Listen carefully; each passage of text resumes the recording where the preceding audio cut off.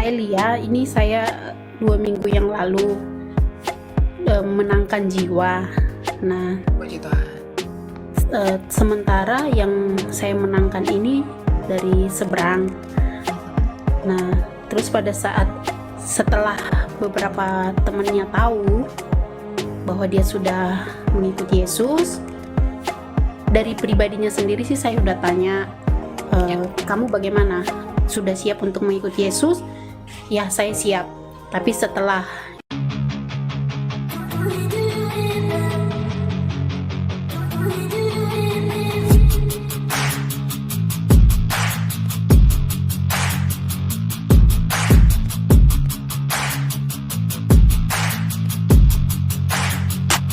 Selamat datang di channel Bela Kebenaran. Kami hadir untuk memberikan informasi opini dan atau fakta terhadap situasi yang sedang terjadi. Mari dukung channel ini dengan cara menekan tombol subscribe dan bunyikan loncengnya. Terima kasih.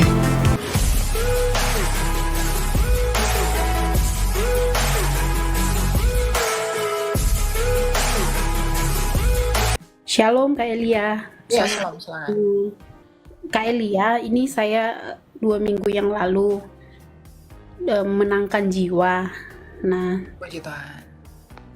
sementara yang saya menangkan ini dari seberang.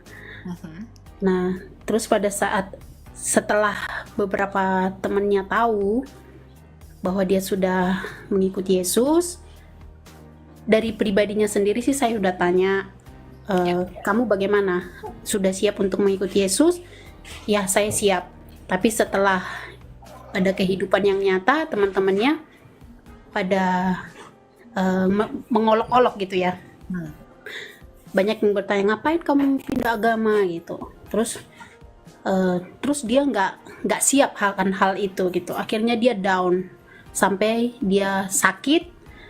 Nah, karena saya sebagai yang tahu dia bagaimana pergumulannya dia, dan dia juga banyak cerita tentang hal di masa lalunya. Nah, akhirnya memang kita topang doa, cuman orang-orang di sekitarnya itu tidak terima bahwa dia sudah menerima Yesus gitu. Ya. Dan sampai sekarang itu saya mencoba untuk komunikasi, memberikan kekuatan dalam hal kebenaran firman.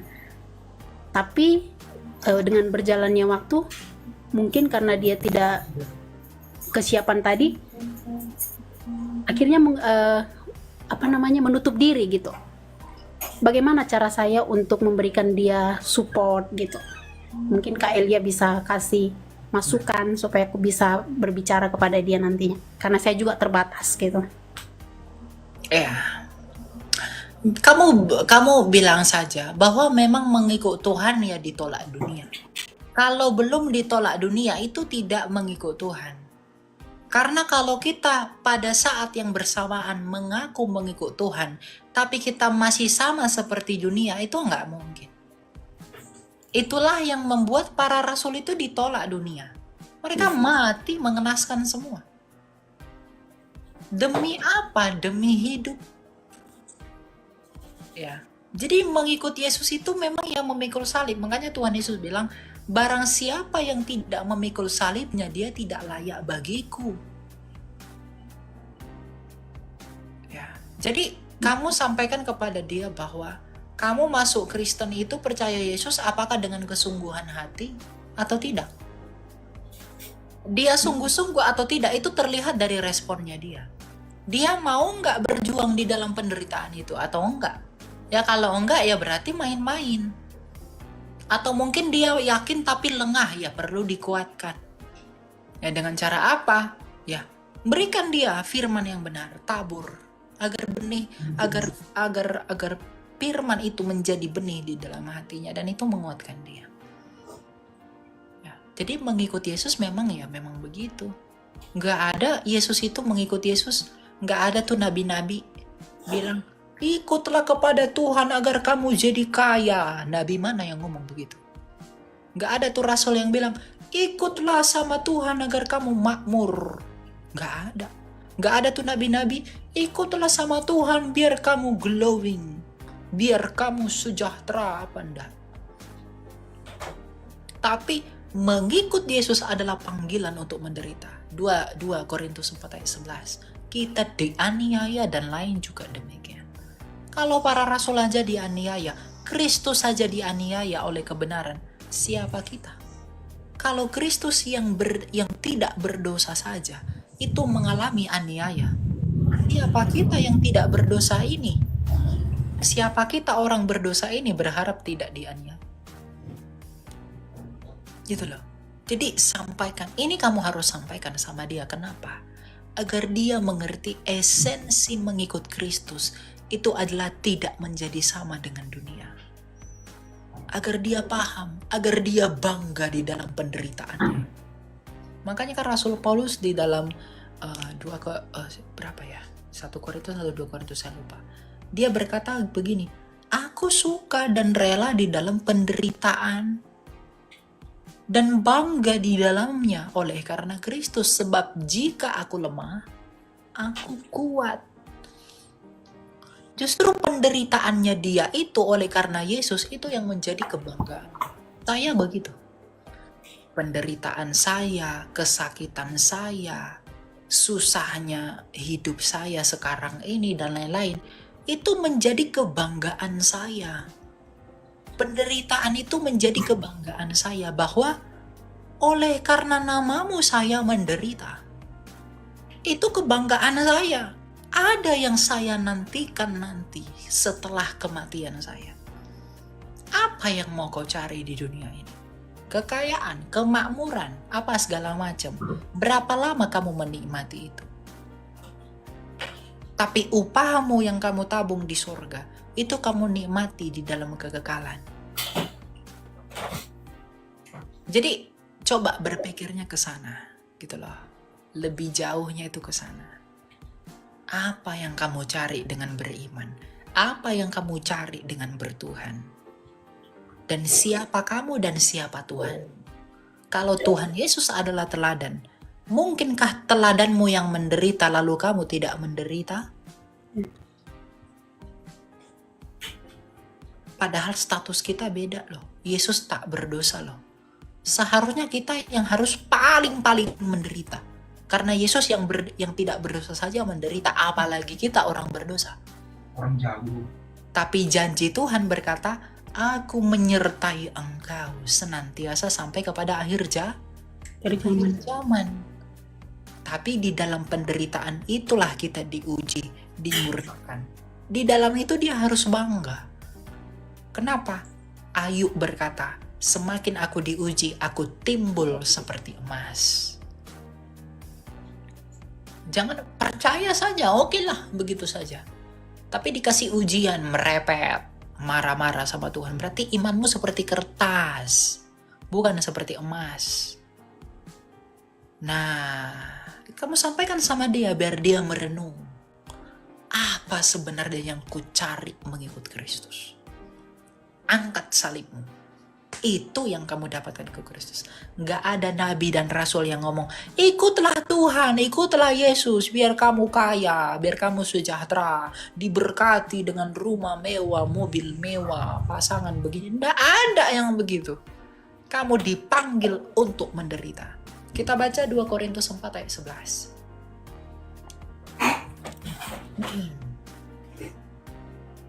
Ya. Apa dikatakan di sini? Ini Rasul Paulus ini keras sekali ini ngomongnya. Sebab kami yang masih hidup ini terus-menerus diserahkan kepada maut karena Yesus, supaya juga hidup Yesus menjadi nyata di dalam tubuh kami yang fana ini. Maka demikianlah maut giat di dalam diri kami dan hidup giat di dalam kamu. Kita yang masih hidup ini terus-menerus diserahkan kepada maut. Tidak ada diserahkan kepada bergelimang emas, berlian, bla bla bla bla. Tidak ada itu. Jadi kalau dia menderita oleh karena Yesus, berbahagialah dan berbahagialah. Itulah kebanggaan. Kalau belum menderita, belum ikut dia sungguh-sungguh. Saya pribadi, untuk kemuliaan Tuhan, bukan untuk kemuliaan saya. Saya kehilangan banyak hal. potensi-potensi saya di kuliah dulu dan segala macam, relasi-relasi saya tuh kadet, terpotong, hilang. Tapi Tuhan gantikan itu perlahan. Itu artinya apa? Kalau kamu setia mengikut aku akan mencukupkan engkau. Kalau kamu tulus ikut aku, dengan caraku, kamu akan kuhidupi. Jadi orang yang tulus dan setia ikut Tuhan, jangan khawatir, kamu akan tetap dipelihara. Jangan khawatir, saya sudah merasakan itu. Saya bukan orang yang punya apa-apa. Saya bukan orang dari keluarga orang kaya. Ya, rumah saya itu kecil gubuk di tempat saya di Sumatera sana. Tapi di dalam penderitaan itu saya bersyukur, saya bermegah. Maka di dalam syukur saya itu, di dalam kesetiaan saya kepada Tuhan, saya nggak marah, saya nggak mau protes sama Tuhan. Tuhan kirimkan satu persatu kepada saya untuk membantu saya. Satu orang masing-masing Tuhan kirimkan. Ya enggak yang wah-wah gitu, enggak. Tapi cukup. Jadi orang yang setia dan bersungguh-sungguh hati itu, dan kamu tulus ikut Tuhan, ya, kamu tidak akan ditinggalkan, kamu akan tetap hidup. Karena dia tidak selesai dengan kita di dalam tanggungnya histori kita. Itu sampaikan sama dia. Jadi bilang sama dia, kamu harus setia, tekun, dan tulus. Saya punya pastor dari Amerika, dia bilang begini sama saya. Dulu tuh orang-orang itu, ada seseorang di TikTok ini juga, dia menjatuhkan saya sangat hebat. Dulu saya dekat sekali sama dia, tapi sekarang dia melawan saya begitu hebat. Saya nggak tahu kenapa. Dia fitnah-fitnah saya, dia sibuk sana sini, hanya untuk membenci saya, untuk menjatuhkan saya. Saya nggak perlu sebut namanya siapa, teman-teman juga sudah tahu. Tapi saya nggak ada kebencian sama dia. Lalu saya bilang sama pastor ini bagaimana? Pastor saya jawabannya begini, kamu tulus saja sama Tuhan. Orang tulus itu tidak akan Tuhan tinggalkan. Benar, itu benar. Saya nggak membenci orang itu, ya saya tetap fokus melayani Tuhan. Ya Tuhan hidupi kita. Gitu. Jadi sampaikan sama dia, mengikut Tuhan tidak menjanjikan kekayaan dan lain-lain, ketenangan di bumi. Bukan. Tapi mengikut Tuhan adalah tentang memikul salib, dan di dalam perjalanan dan memikul itu, Tuhan akan selalu memberikan kamu air di dalam kehausanmu, roti di dalam kelaparanmu, baju di dalam ketelanjanganmu, obat di dalam kesakitanmu. Ya. Sepatu, alas kaki di dalam ketelanjangan kakimu. Dia pasti memberikan itu. Madu di dalam ketawaran mulutmu. Dia nggak janjikan kamu ini itu, enggak. Tapi penyertaannya di dalam pemikulanmu akan salib, itu akan selalu ada.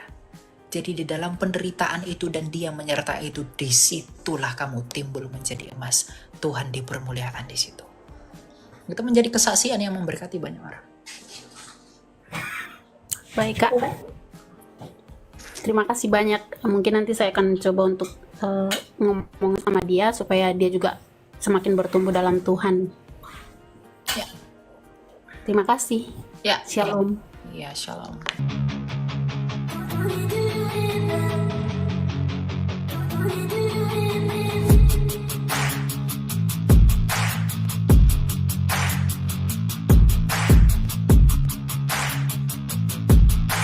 Terima kasih sahabat sudah menyaksikan tayangan kami hari ini. Tuhanlah yang membalas dan memberkati kita semua. Apabila sahabat diberkati, marilah kita dengan murah hati untuk share video ini kepada teman-teman kita yang lain, kepada grup-grup keluarga dan sebagainya. Dan jangan lupa meninggalkan komentar di bawah video ini, serta menekan tombol subscribe video kami, sehingga sahabat tidak ketinggalan video-video terbaru dari kami. Terima kasih. Tuhan Yesus memberkati kita semua. Dan dengarkanlah firman Tuhan singkat ini. Mintalah maka akan diberikan kepadamu. Carilah maka kamu akan mendapat. Ketuklah maka pintu akan dibukakan bagimu. Kita harus melakukan sesuatu sampai sesuatu itu akan terwujud atas hidup kita. Minta Cari dan ketuklah, maka Tuhan pasti membukakan pintu. Lukas 18 ayat 1. Yesus mengatakan suatu perumpamaan kepada mereka untuk menegaskan bahwa mereka harus selalu berdoa dengan tidak jemu-jemu. Kita berdoa dengan tidak jemu-jemu. Terus minta maka pasti akan diberikan. Tuhan Yesus berkata, "Karena itu aku berkata kepadamu, apa saja yang engkau inginkan ketika engkau berdoa, percayalah bahwa engkau telah menerimanya dan engkau akan memilikinya." Amini ayat firman Tuhan ini, bahwa Tuhan pasti memberikan segala sesuatu yang kita butuhkan. Semoga Allah, sumber pengharapan, memenuhi kamu dengan segala sukacita dan damai sejahtera dalam iman kamu, supaya oleh kekuatan Roh Kudus kamu berlimpah-limpah dalam pengharapan. Terima kasih. Apabila sahabat ada komentar dan pendapat yang lain terhadap video hari ini, boleh tuliskan komentarnya, pendapatnya di kolom komentar di bawah video ini, sehingga kita boleh diskusi di sana.